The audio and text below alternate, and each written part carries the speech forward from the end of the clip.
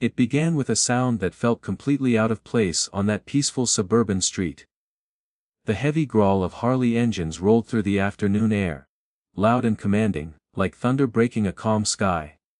4 bikers cruised in slowly, black leather vests marked with the unmistakable Hells Angels insignia. Their long shadows stretched across the warm pavement as engines idled. Curtains twitched. Neighbors watched in silence.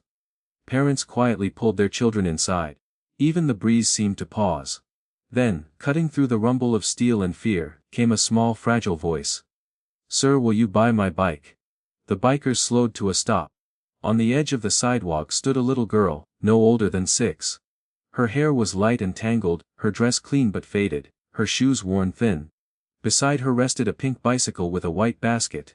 In her hands, she held a piece of cardboard with shaky letters written across it, "First CLE." One biker shut off his engine and stepped down. The others followed, boots hitting the pavement with heavy thuds. He knelt in front of her. Chrome and leather towering behind him. Her name was Mira. And in her eyes was something no child should carry: pure exhaustion. Not far behind her, beneath a tree, an older woman sat slumped against the trunk, wrapped in a thin blanket. Pale. Weak. Barely holding herself upright.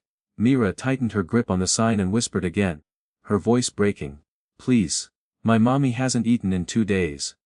If you believe in kindness, in second chances, and in standing up when the world looks away, please take a moment to like, comment, share, and subscribe to Ask Kindness Corner." Stories like this remind us that compassion still has the power to change lives. The biker's name was Ryder. His brothers called him Wolf, but that name never truly fit. Under the tattoos and scars was a man shaped by loss, a broken family, a son who never came home, and a belief in goodness he thought he'd buried long ago.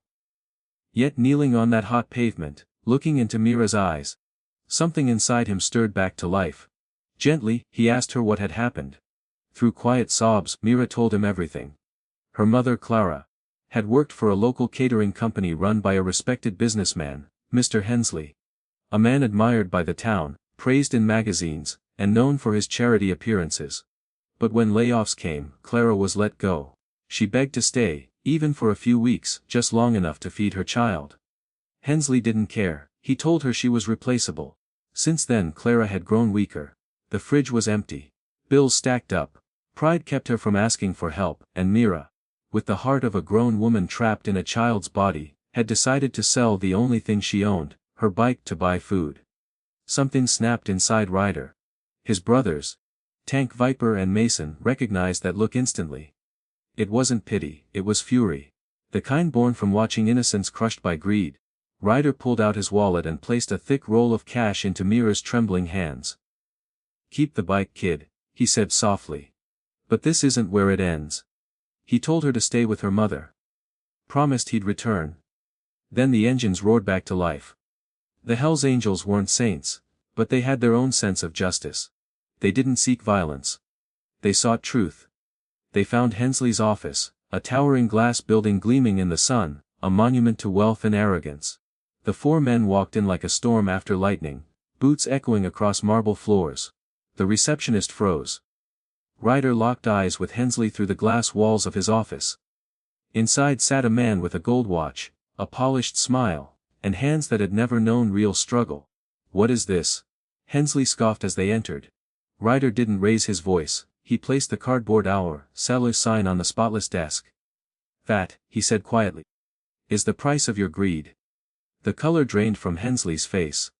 Ryder told him about the starving mother, the child under the tree, and the bicycle worth more than all his luxury cars combined.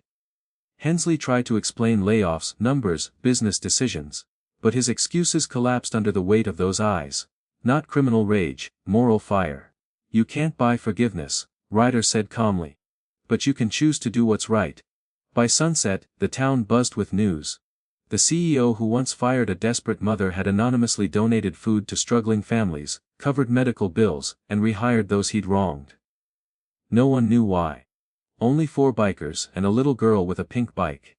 That evening, Ryder and his brothers returned to the tree. Mira ran toward them, smiling wide. Clara stood beside her, still weak, but finally smiling. She tried to thank them, her hands shaking. Ryder simply nodded. "You don't owe us anything," he said. Just don't give up. They shared bread together as the sun dipped low, bikers, a mother and a child who had tried to sell her bike not for toys, but for love. Golden light reflected off chrome and grass. The cardboard sign rested folded in Mira's lap. For one quiet moment the world didn't feel so broken. If this story touched your heart, please like, share, comment, and subscribe to us Kindness Corner.